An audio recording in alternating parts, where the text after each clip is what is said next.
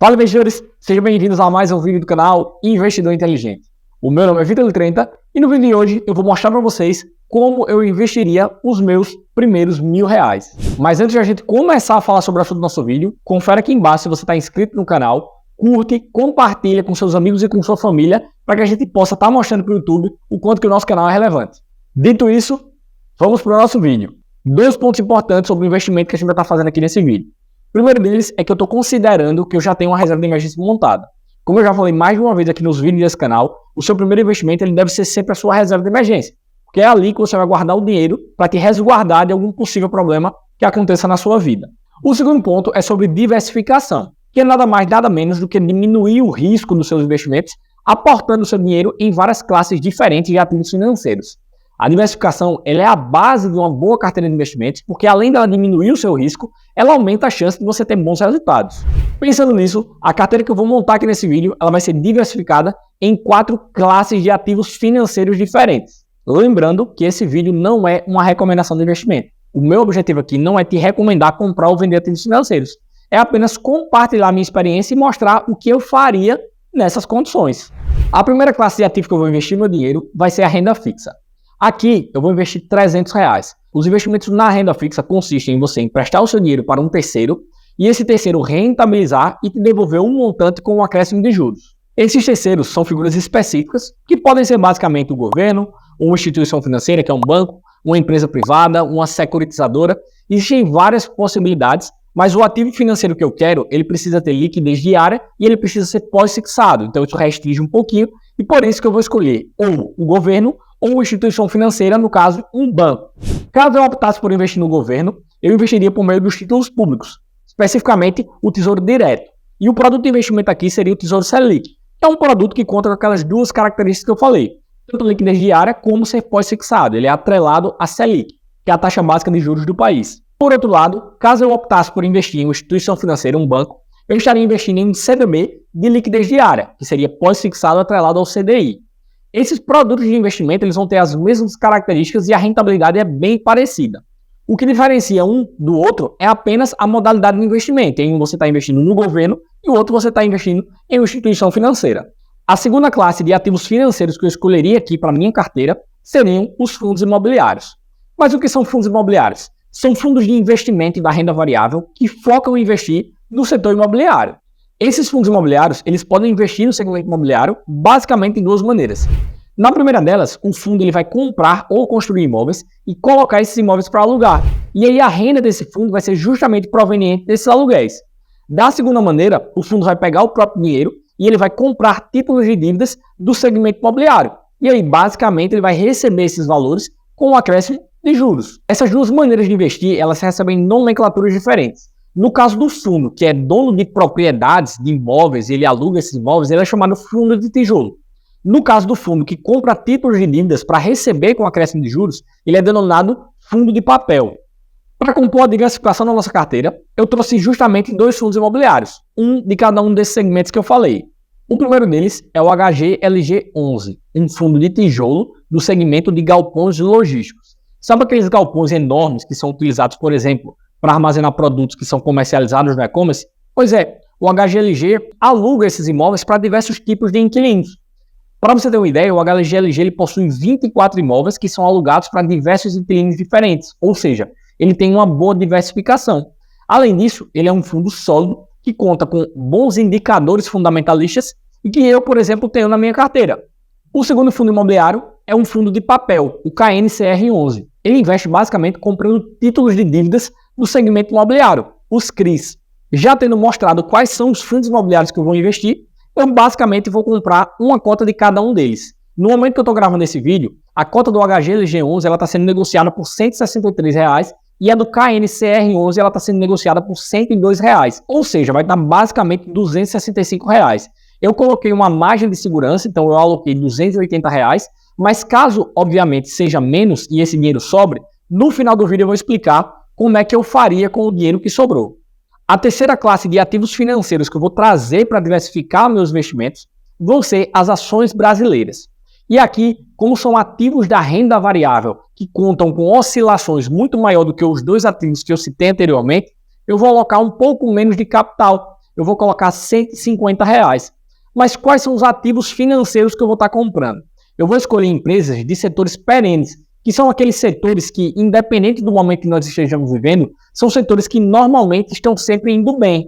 E existe inclusive um acrônimo que é utilizado amplamente pelo maior investidor pessoa física do Brasil, que é o Luiz Bassi, desses setores, que é denominado BEST, ou seja, bancos, energias, seguradora, saneamento e telecomunicação. São empresas que são fundamentais para o bom funcionamento de um país.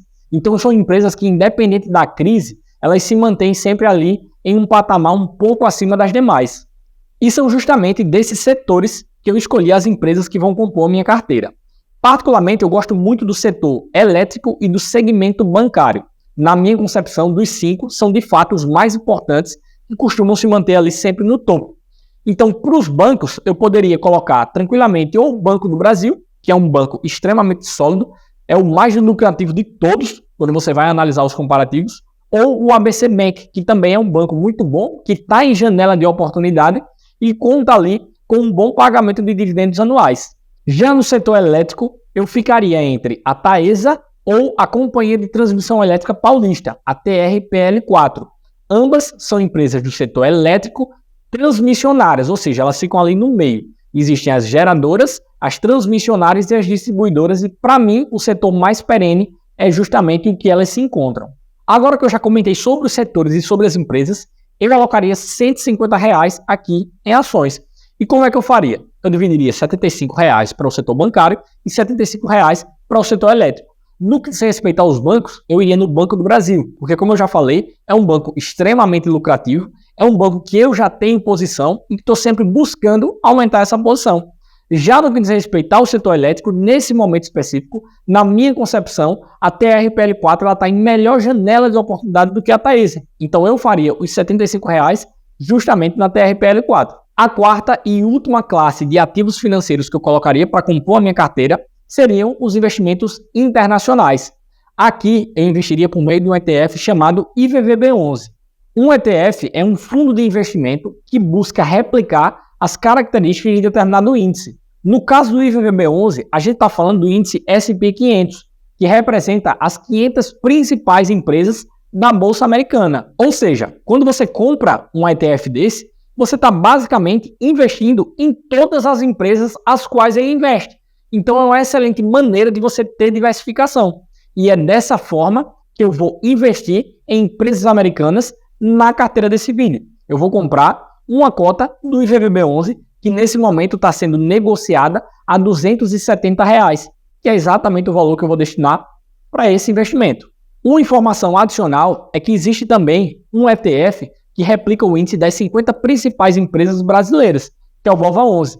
Quando eu comecei a investir e eu não sabia fazer análise em ações, foi justamente esse índice que eu comprei para poder diversificar meu portfólio e investir em ações brasileiras.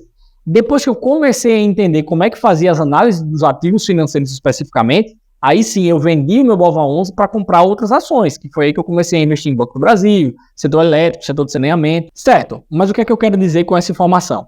Eu quero dizer que caso eu não soubesse analisar ações brasileiras, eu não tivesse segurança para começar a aportar nesses ativos, eu poderia escolher simplesmente o BOVA11. Então lá atrás, em ações brasileiras, em vez de fazer aqueles determinados investimentos, eu poderia tranquilamente comprar uma cota de um BOVA11 e aí me expor a essa classe de ativos, só que de maneira indireta e muito diversificada, já que, como eu disse, esse ETF replica o índice de 50 das maiores ações brasileiras. Então seria uma possibilidade. Depois de alocados os nossos valores para essas classes de ativos, a divisão ficou em 300 para renda fixa, R$ 280 para fundos imobiliários, R$ 270 para o IVVB11 investimentos internacionais e R$ 150 para ações. Mas e se tivesse sobrado algum capital dessas classes? Porque, por exemplo, nas cotas que eu falei aqui de fundo imobiliário, não deu 280, deu 265, sobrou R$ 15. Nas ações também é possível que tenha sobrado R$ 5, R$ 10, R$ 15.